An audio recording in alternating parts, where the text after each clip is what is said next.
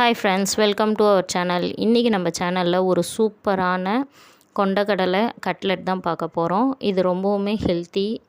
So வாங்க எப்படி செய்கிறதுன்னு பார்க்கலாம். கொண்டக்கடலை கட்லெட் செய்ய நான் ஒரு 1/4 கிலோ அளவு கொண்டக்கடலை எடுத்து ஒரு 8 மணி நேரம் ஊற வச்சு ஒரு மிக்ஸி ஜாரில் போட்டு, வேக வைக்கலை, அப்படியே ஊற வச்ச கொண்டக்கடலையை அப்படியே போட்டு, ஒரு பச்சை மிளகா, ஒரு துண்டு இஞ்சி, உங்களுக்கு தேவைப்பட்டால் பூண்டு ஆட் பண்ணிக்கோங்க.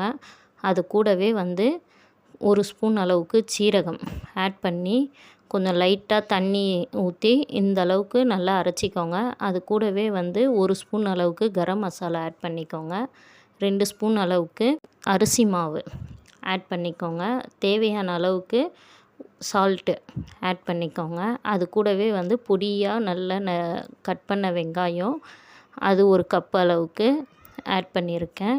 எல்லாம் ஆட் பண்ணி நல்லா கை வச்சு நல்லா ஒன்றுபட நல்லா பிசைஞ்சிக்கோங்க. பிசைஞ்சு இது ஒரு 1/2 hour நல்லா ஊறணும்.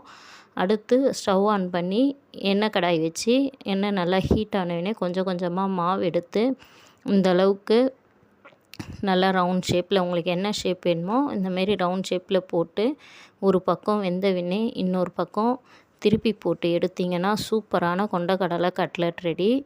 இது குழந்தைங்களுக்கு ரொம்பவுமே ஹெல்த்தியும் கூட, உடனே செய்யக்கூடிய ஈவினிங் ஸ்நாக்ஸு.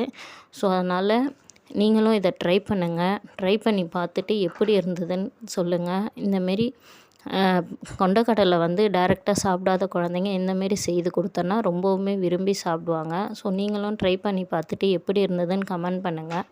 இந்த வீடியோ பிடிச்சிருந்தால் லைக் பண்ணுங்கள், ஷேர் பண்ணுங்கள், கமெண்ட் பண்ணுங்கள். மறக்காமல் நம்ம சேனலை சப்ஸ்கிரைப் பண்ணிக்கோங்க. தேங்க்ஸ் ஃபார் வாட்சிங்.